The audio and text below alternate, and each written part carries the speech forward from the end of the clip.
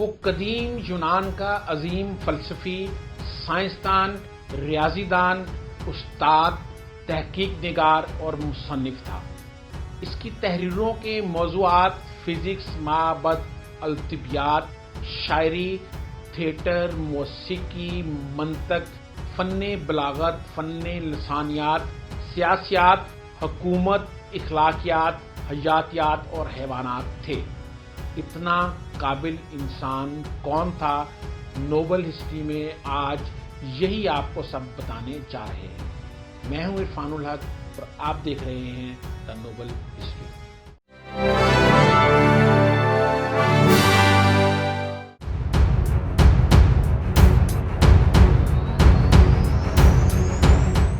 وہ 384 قبل مسیح میں یونان کے ایک چھوٹے سے ساحلی قصبے اسٹیگرا میں پیدا ہوا اور دنیا اسے ارسطو کے نام سے جانتی ہے۔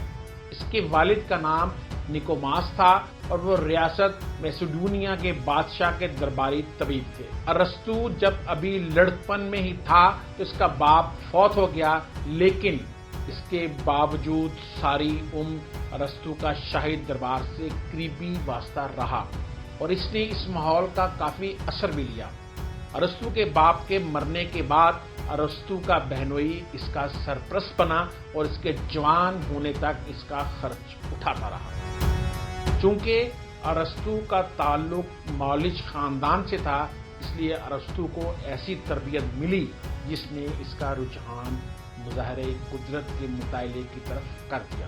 ایسی تعلیم و تربیت نے ارسطو کے دل و دماغ پر بہت گہرا اثر چھوڑا اور یہی وجہ تھی کہ ارسطو اپنے استاد افلاطون کے برعکس بہت گہرا فلسفی نہ بن سکا۔ جب 367 قبل مسیح میں ارسطو 17 سال کا ہوا تو اسے اعلیٰ تعلیم کے لیے ایتھنز بھیج دیا گیا۔ اس زمانے میں ایتھنز کو کائنات کا مرکز سمجھا جاتا تھا۔ اس شہر میں ارسطو نے افلاطون کی اکیڈمی میں داخلہ لیا جو کہ پورے یونان میں اعلیٰ ترین درسگاہ تھی۔ یہاں سے تعلیم حاصل کرنے کے بعد ارسطو ایک مثالی عالم بن گیا۔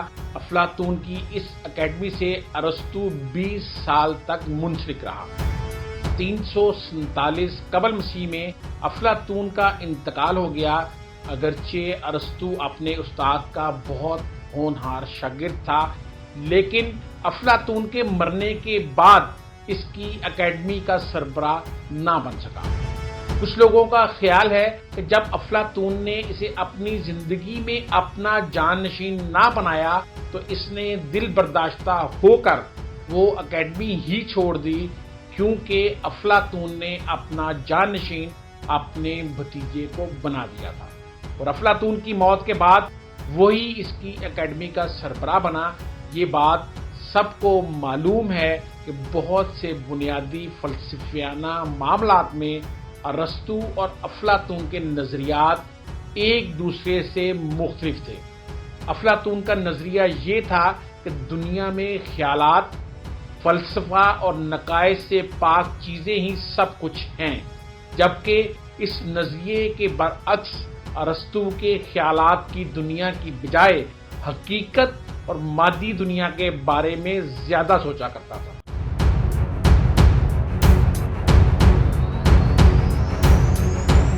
دو یونانی ریاستوں کے بادشاہ ہرمیس نے ارسطو کو اپنے دربار میں ملازم رکھ لیا اور ارسطو چند سال تک اس کی دونوں ریاستوں میں باری باری مقیم رہا۔ پھر بادشاہ کی لے پالک بیٹی پائتھیس، جو کہ بادشاہ کی بھانجی بھی تھی، سے ارسطو نے شادی کر لی۔ ان کے ہاں ایک بیٹی پیدا ہوئی اور اس کا نام بھی انہوں نے پائتھیس رکھا۔ جب اس بادشاہ کی ریاست پر ایرانیوں کا قبضہ ہو گیا تو ارسطو وہاں سے مقدونیہ چلا گیا۔ اگلے 4 سال کے دوران ارسطو مختلف علاقوں میں سفر کرتا رہا، جہاں نہ صرف وہ علم حاصل کرتا رہا بلکہ لوگوں کو بھی تعلیم دیتا رہا۔ اسی عرصے میں ارسطو نے حیاتیاتی سائنسوں پر تجربات کا ایک طویل سلسلہ شروع کیا۔ ارسطو نے نباتات اور حیوانات پر اپنے جو مشاہدات کیے وہ انہی دنوں کے تجربات پر مشتمل ہیں۔ انہی علاقوں میں اس کی ملاقات اپنے جیسے ایک اور شخص سے ہو گئی اور ان دونوں نے مل کر سائنسی میدان میں کافی تجربات کیے۔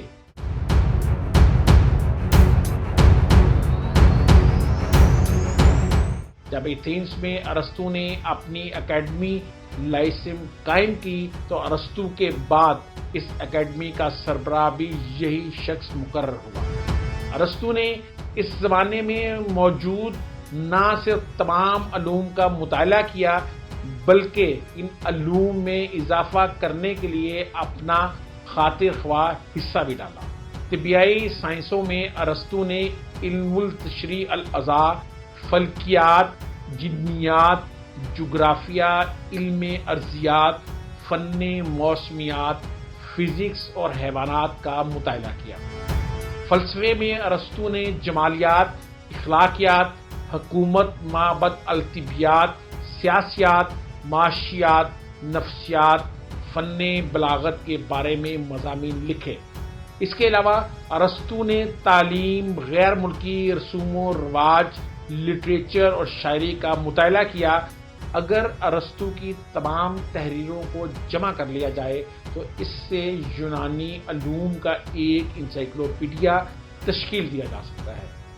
یہ بھی خیال کیا جاتا ہے کہ ارسطو ہی وہ واحد شخص تھا جو اپنے زمانے کے تمام علوم سے واقف تھا۔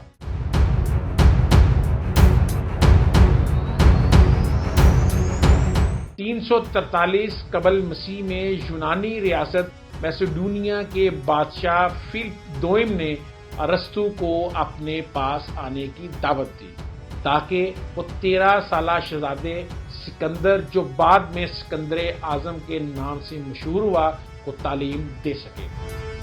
بادشاہ نے ارسطو کو اپنی شاہی اکیڈمی کا سربراہ بھی بنا دیا۔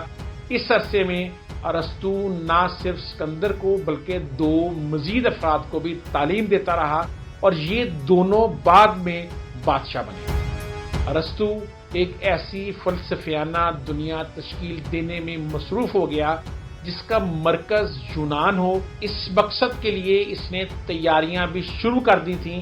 ارسطو نے یونان کے لیے قومی حکمت عملی ترتیب دی جس کے تحت اس کے خیال میں یونانی ثقافت کو وحشیوں سے دور رکھا جا سکتا تھا۔ اس کے برعکس سکندر کا خیال تھا کہ انہیں غیر یونانی ثقافت کو بھی اپنی پالیسیوں میں جگہ دینی چاہیے تاکہ غیر یونانی علاقوں میں اپنی حکومت کو مستحکم کرنے میں آسانی ہو سکے۔ ارسطو کی خدمات کے اعتراف میں سکندر نے ارسطو کو مکمل آزادی دے دی کہ وہ سائنسی علوم کے مطالعے میں سائنسی تحقیق کے لیے جتنی چاہے وہاں سے کتابیں حاصل کر لے۔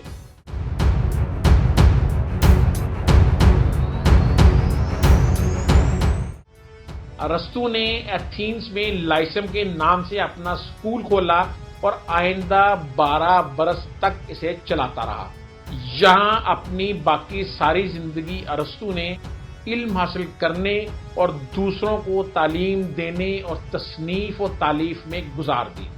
اس نے اپنے اسکول کو ایک بے مثال مرکز بنایا جہاں سائنسی تحقیقات کی جاتی تھیں۔ یہاں صبح کے وقت ارسطو اپنے سینئر طالب علموں کے ساتھ تفصیلی بحث کیا کرتا تھا اور سپہر کے وقت وہ عام قسم کے فلسفی کا طالب علموں کو مقبول عام موضوعات پر لیکچر دیا کرتا تھا۔ زمانہ قدیم میں ارسطو ہی دنیا کا واحد شخص تھا جس نے سب سے پہلے ایک بہت بڑی لائبریری قائم کی۔ ارسطو کا یہ اسکول 525 قبل مسیح تک چلتا رہا اور جب اس علاقے پر بادشاہ جسٹینین کا قبضہ ہو گیا تو اس نے اسے بند کرا دیا۔